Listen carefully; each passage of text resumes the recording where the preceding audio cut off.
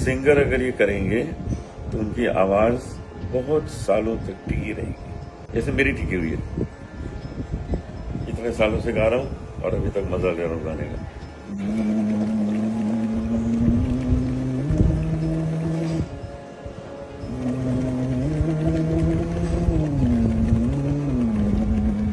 নমস্কার সবাইকে আমার চ্যানেলে স্বাগত জানাই। আশা করি আপনারা সবাই ভালো আছেন, সুস্থ আছেন এবং মন দিয়ে রেয়াজ করছেন। তো ভিডিওর শুরুতে আপনারা যে এক্সারসাইজটা দেখলেন, যেটা আমাদের সবার পরিচিত অত্যন্ত জনপ্রিয় একজন সঙ্গীত শিল্পী শ্রী অনুপ জালোটাজি, উনি এই প্র্যাকটিসটা করে দেখাচ্ছিলেন। ওনার এটা ফেসবুক আর ইনস্টাগ্রাম রিলে হয়তো এটা আপনারা পেয়ে যাবেন ওনার চ্যানেল বা পেজেই। তো এটা উনি কি করছেন বা এটা করলে ভয়েসের কি হবে, বা আপনারা যাদের বয়স মোটামুটি 45 বা তার উপরে হয়ে গেছে, তারা যারা নতুন করে গান শিখছেন, অথবা যাদের গলা মনে হচ্ছে যে বসা গলা ঠিকমতো খুলছে না, গলার অনেক প্রবলেম হচ্ছে গান গাইতে গেলে বা রেওয়াজ করতে গেলে, তো তাদের জন্য কিন্তু আজকের এই ভিডিও। তো চলুন আর বেশি সময় নষ্ট না করে আজকের এই ভিডিও শুরু করি। দেখুন, যখন আমাদের একটু বয়স হয়, অর্থাৎ মিডিল এজ, অর্থাৎ 45 বা তার উপর, বা 45 আমি একটা অ্যাভারেজ ধরে চলছি। 45 যখন কারোর এজ হয়, তখন কিন্তু আমাদের শরীরের সমস্ত মাসেলগুলো কিন্তু উইক হয়ে যায় এবং কমতে শুরু করে। এজন্য আপনারা দেখবেন যে ডাক্তাররা বলেন যে নিয়মিত এক্সারসাইজ করতে, ঠিকমতো ডায়েট মেনটেন করতে, খাওয়া দাওয়া ঠিকমতো করতে, ঘুম ঠিকমতো করতে। কারণ যখন আমাদের মিডিল এজ চলে আসে, অর্থাৎ 45 বা তার উপরে, তখন কি হয়, আমাদের শরীরের সেই স্ট্যামিনা, সেই গ্রোথ কিন্তু আর আগের মতো থাকে না, অর্থাৎ 45-এর আগে। তো ছেলে মেয়ে উভয়, পুরুষ মহিলা উভয়ের ক্ষেত্রে কিন্তু এই জিনিসটাই হয়। ছেলেদের ক্ষেত্রে একটু কম হয়, মেয়েদের ক্ষেত্রে একটু বেশি হয়। এজন্য দেখবেন যারা যেসব মহিলা কণ্ঠশিল্পীরা একটু বয়স হলেই তাদের কণ্ঠের অনেক সমস্যা তৈরি হয়। বাট এক্ষেত্রেও কিন্তু ব্যতিক্রম অনেকেই আছেন। 45 বা 40 বা তার উপরে যখন হয়ে যায়, তখন গলার স্বর কিন্তু আর আগের মতো থাকে না। অনেকেরই গলার স্বর ভেঙে যায়, বসে যায় এবং স্বর চেঞ্জ হয়ে যায়। তো তখন আপনারা অনেকে আমাকে বলেন যে আগের স্বরে বা আগের সায়ের উপরে যেরকম করতাম বি ফ্ল্যাট বা জি শার্পে, তো সেরকম কি করা যাবে, বা আমার এখন গলা উপরে উঠছে না। তো যেটা বলছিলাম, যে যখন আমাদের শরীরের ওভারঅল মাসেল যখন কমে যায়, তখন কি আমাদের ভোকাল মাসেলও কিন্তু উইক হয়ে যায়। ঠিক আছে, কিছুক্ষণ গাইলেই বা কিছুক্ষণ কথা বললেই গলাটা ধরে যায়, গলাটা বসে যায়, বা একটুখানি রেওয়াজ করলেই কিন্তু গলাটার প্রবলেম শুরু হয়ে যায়। তো সেই অবস্থায় আপনারা কি করবেন, সেটা আমি অনুপ জালোটাজির একটা ভিডিও থেকে আমি এটা শিখলাম বা জানতে পারলাম। এটা উনি যখন হিন্দুজা হসপিটালে উনি ভর্তি ছিলেন, হিন্দুজা হসপিটালের ডক্টরই কিন্তু ওনাকে এটা সাজেস্ট করেছিল। हिंदुजा हॉस्पिटल में मैं जाया करता हूँ, तो वहाँ से इतनी अच्छी अच्छी बातें बताई जाती हैं।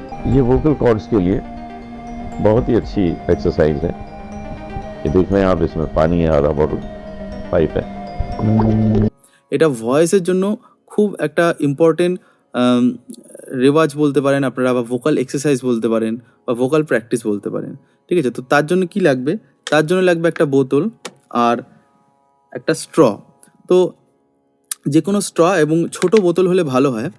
তো কিভাবে করবেন এটা আমি পুরো স্টেপ বাই স্টেপ বলে দিচ্ছি। যদিও অনুপ জালোটাজির ভিডিওতে জাস্ট কীভাবে, মানে সাথে সাথে কোনো, মানে কি বলবো, যে ইনস্ট্রাকশন দেওয়া ছিল না যে কীভাবে করতে হয়, তো সেটারই কিন্তু ডেসক্রিপশন। আর এটা ম্যাক্সিমাম কিন্তু আমি বারবার বলছি, যাদের মানে মাঝ বয়স 45 বা তার উপরে হয়ে গেছে, তাদের জন্য কিন্তু এটা বেশি হেল্পফুল। যারা ইয়ং, যাদের বয়স 15, 20, 25, তারা এটা না করলেও হবে। যদি মনে হয় করে উপকার পান, সবাই করতে পারেন, কোনো অসুবিধার কিছু নেই, ভোকালের জন্য খুব ভালো। বাট যেটা আমি বলি, যাদের বয়স কম, তারা আগে বেশি করবেন, ফোকাস করবেন রেওয়াজের উপর। এই সব প্র্যাকটিস আপনারা পরে করতে পারেন। তো কি করব, এবার আমরা বোতলটা অর্ধেকটা জল আমরা কিন্তু ভরে নেব। অর্ধেকটা জল ভরার পর তানপুরায় কিন্তু সাউন্ড চলবে। উনিও কিন্তু তানপুরার সাথেই প্র্যাকটিস করেন। যে কোনো একটা সা বা পিচ উপর চালিয়ে, কোনো একটা স্কেলে চালিয়ে, এখন এটা সি শার্পে চলছে, আপনারা চাইলে আপনাদের যে মানে কমফোর্টেবল পিচ, সেটাতে কিন্তু আপনারা করতে পারেন। তো কী করবেন, এরকম একটা স্ট্র ইউজ করবেন এবং জলের বোতল ইউজ করবেন। তো ফার্স্ট যে আগে ব্লো করতে হবে, মানে জল কিন্তু খেলে হবে না, মানে টানলে হবে না, ব্লো করতে হবে উল্টো। এই যে আওয়াজটা পাচ্ছেন আপনারা, তো তো এইটা হচ্ছে ব্লো করছি, যদি জল টানতাম তাহলে তো খেয়েই নিতাম, মানে কমে যেত। তো শুধু ব্লো করলে হবে না, এর সাথে আমাদের হামিং করতে হবে। দেখুন, শুধু যদি ব্লো করি তাহলে কিন্তু এরকম সাউন্ড হবে, কিন্তু আমি যখন এইবার যে ভোকাল এক্সারসাইজটা করবো, এইটা করলে কি হবে, দেখুন একটা মানে ভোকালের একটা টোন আসছে। তো কি করবেন, প্রথমে এটা আমরা ধরবো, ধরে জাস্ট হামিং করব, হামিং যেরকম করি সেরকম এটাই স্ট্র দিয়ে, অর্থাৎ শ্বাস নিয়ে নেবো নাক থেকে, শুধু হুম করলে হবে না, এতে ফু দিতে হবে। যদি শুধু হুম করি তাহলে কিন্তু ব্লো করছে না, অর্থাৎ এই হয়ে গেল। মানে প্রথমে আপনাদের বুঝতেই অসুবিধা হবে যে এটা কি, তো সেটা প্রপার আমি বুঝিয়ে দিচ্ছি। শুধু করলে হবে না, ফুও দিতে হবে, অর্থাৎ ব্লো করব এবং হাম বলবো, অর্থাৎ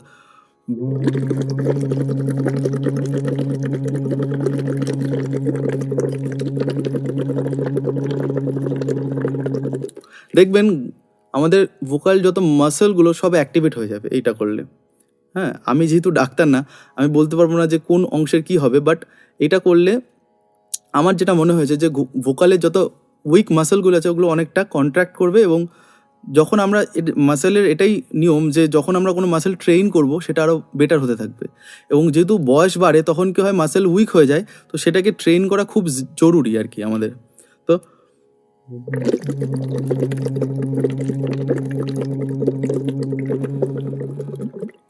এটা করবেন, কিছুক্ষণ করার পর সায়ের উপরে কিন্তু হামিং করবেন, তারপরে নি ধা পা লোয়ার অক্টাভে যাবো, অর্থাৎ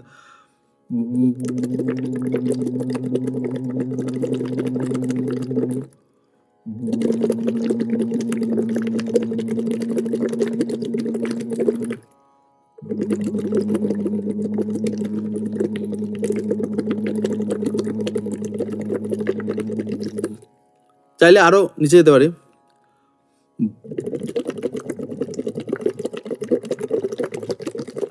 আর এটা ব্লো করতে করতে নিচে যাওয়া খুবই টাফ, আপনারা করে দেখবেন। তো এটা গেল স্ট্যান্ডিং নোটসে করবেন, ঠিক আছে, মানে পুরো সাইড উপরে হামিং করবো, অর্থাৎ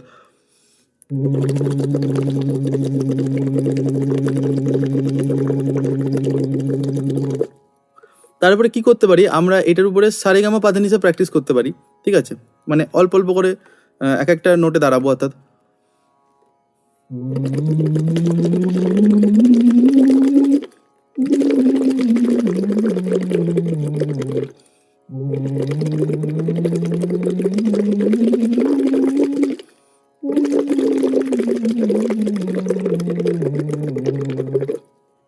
খুবই টাফ, করে দেখবেন, ঠিক আছে। তারপরে আমরা কি করতে পারি, এটার উপরে কোনো পাল্টা প্র্যাকটিস করতে পারি, অর্থাৎ যদি সারেগা রেগামা করি, অর্থাৎ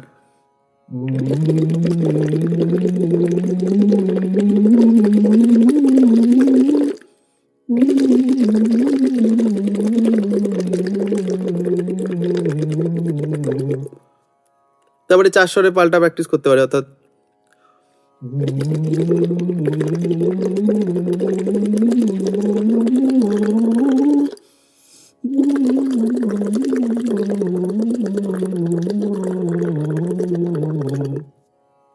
এইভাবে কিন্তু আমরা বিভিন্ন টাইপের রেওয়াজ করতে পারি। মানে শুধু যে স্ট্যান্ডিং তো প্রথমে করব, প্রত্যেকটা স্বরে দাঁড়াবো, কিন্তু তার সাথে সাথে আমাদের প্রত্যেকটা র্যান্ডম নোটসে প্র্যাকটিস করতে পারে।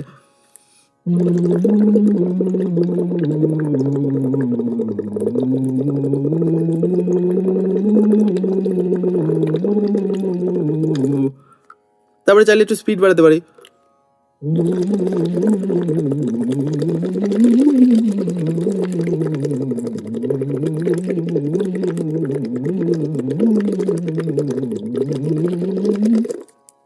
ঠিক আছে, তো এইভাবে কিন্তু যদি আপনারা করেন, এবং আমার মনে হয় কি এটা যারা অনেক এজ হয়ে গেছে, যাদের বয়স অনেকটা বেড়েছে, মানে 50 তো হবেই বা 45, তাদের এটা করলে কি হয়, ভোকাল মাসেলগুলো বারবার বলছি কন্ট্রাক্ট হয়।